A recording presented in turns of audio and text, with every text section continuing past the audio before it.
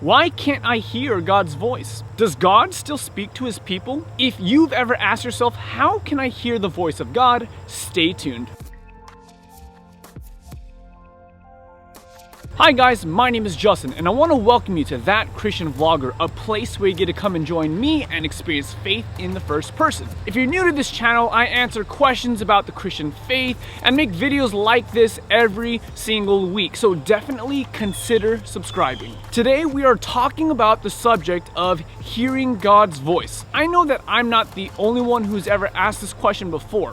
Have you ever just been stuck in a situation of life where you've had to make one of several decisions but just didn't know what to do?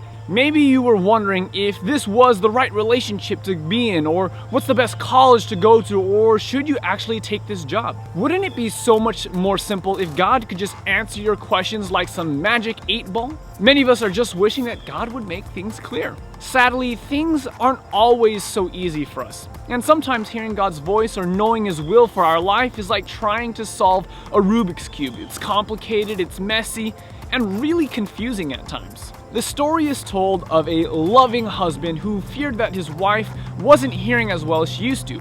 Maybe she'll need to get a hearing aid, he thought. Not quite sure how to approach her, he called the family doctor to discuss the problem and to ask for his opinion. The doctor shared that there was a very simple and informal test that the husband could perform to help the doctor know what he should really do and have a better idea about the wife's hearing loss. "Here's what you do," said the doctor.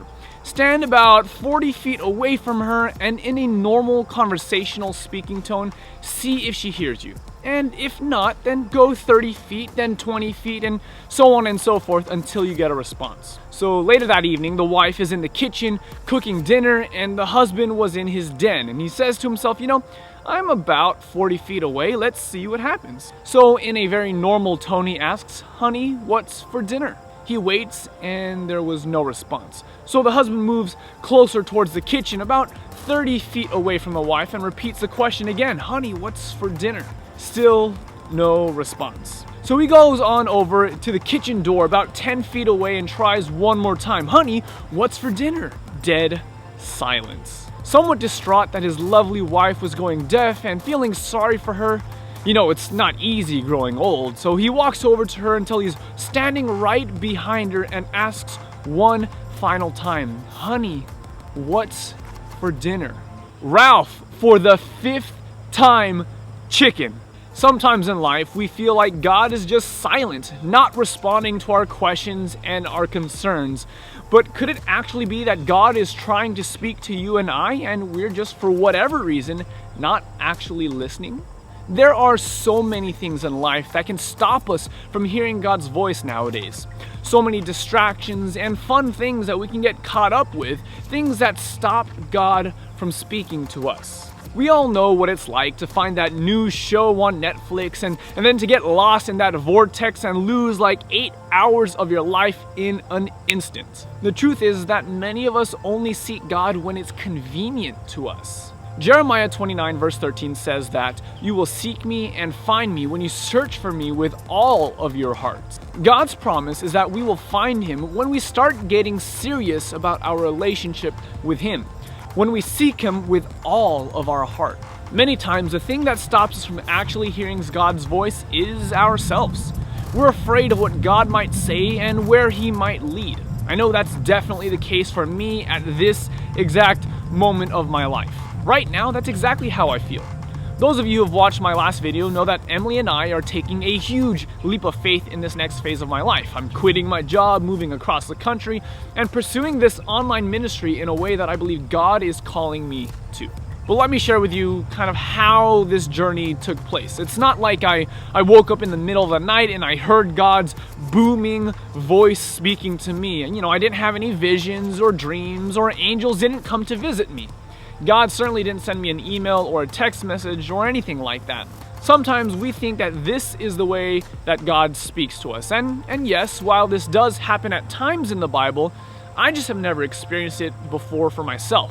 I have never heard God's audible voice. But this doesn't mean that God isn't speaking to me. For months before I finally made the decision to quit my job, I had been getting hints that this was the direction that God was leading me. whispers of God's plan for me.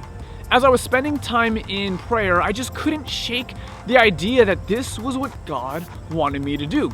And I wrestled with this for many, many weeks because it's such a crazy move. So much was at stake if I made this decision. So I prayed and said, Lord, make me willing to do whatever you call me to do. And I prayed this prayer many, many times. A friend once told me that God is more concerned with your availability than your ability. God isn't concerned with your talents or gifts per se. After all, he did speak through a donkey, so it's not like he's limited by us. God is more concerned about your heart.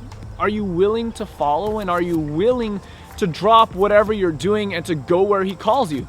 And if you aren't willing to follow, why would he speak to you and call you to do something, knowing full well that you're just going to reject him? So I spent time in prayer asking God to make my heart softer to his leading and to make me willing to follow him. After this came some time studying the Word. God doesn't only speak to us in prayer, but he also speaks very clearly through the Scriptures.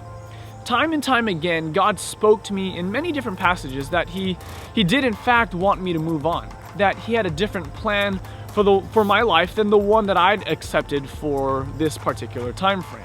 So I remember saying to God, Lord, I sense that you're calling me to quit my job and to go full-time into this ministry, but the last thing I want to do is to get that wrong. The last thing I want to do is make a selfish move and screw everything up. So I prayed, Lord, if this is what you want me to do, make it abundantly clear to me and open the door. Just a few days later, God spoke to me through my boss and my friend, Tiffany. And I won't say all that took place in that conversation, but God did in fact make it clear. And so at this moment, my words were really put to the test. Was I really willing? I was talking the talk, but was I ready to walk the walk? I want to point out the order of how things went for me, at least personally. I think that this is generally speaking the way that we can discern God's leading in our lives. First, we must invite God to speak to us. We must allow our hearts to be softened to the point where God is given permission to speak. And this usually doesn't happen in 1 minute or even in a few days. It's a prayer to pray regularly. Secondly, after you're open, God tests your willingness.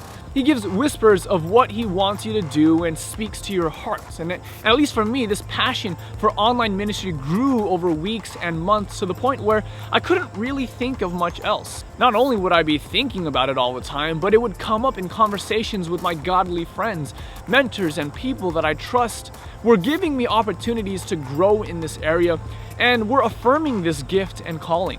And lastly, God finally opened the door and made it abundantly clear. But he only did this after I came to a place where I was willing to follow him. This to me is the most important part of being able to hear God's voice. A genuine willingness to follow wherever he leads. Open your heart to him and remove all the distractions in your life. And when you're finally willing, I think you will find that God was speaking to you the entire time. Hey guys, thanks for watching. This video was made possible by all of these wonderful people.